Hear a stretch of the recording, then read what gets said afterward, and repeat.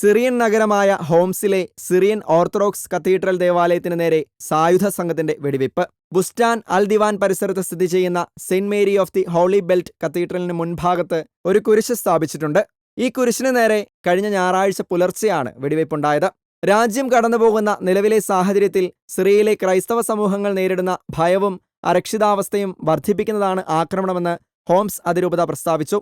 ഹൃദയം നിറഞ്ഞ ദുഃഖത്തോടെയാണ് ദൈവനിന്ദാപരമായ ആക്രമണത്തെ കാണുന്നതെന്ന് ആർച്ച് ബിഷപ്പ് തിമോത്തിയോസ് മത്ത അൽ ഖൗറി നേതൃത്വം നൽകുന്ന ഹോംസ് ഹമ ടാർട്ടസ് സിറിയൻ ഓർത്തഡോക്സ് അതിരൂപത പ്രസ്താവിച്ചു. ക്രൂരമായ ആക്രമണത്തെ പൗരസമാധാനത്തിനും സഹവർത്തിത്വത്തിനും നേരെയുള്ള നേരിട്ടുള്ള ആക്രമണമായി കണക്കാക്കുന്നു.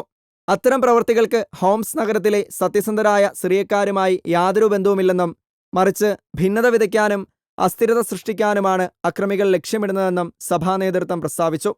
സിറിയയിലെ ചരിത്രപ്രസിദ്ധ മരിയൻ തീർത്ഥാടന കേന്ദ്രമായ Saint Mary of the holy Belt Cathedral, Homs, Hama, Tartus എന്നിവിടങ്ങളിലെ സിറിയൻ ഓർത്തഡോക്സ് ആർച്ച് ബിഷപ്പിന്റെ ആസ്ഥാന ദേവാലയമാണ്.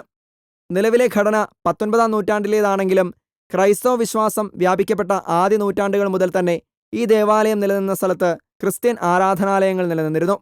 AD 478 തന്നെ ഹോംസിൽ മറിയത്തിന് സമർപ്പിച്ചിരിക്കുന്ന ദേവാലയം നിലനിന്നതായും ചരിത്രമുണ്ട്.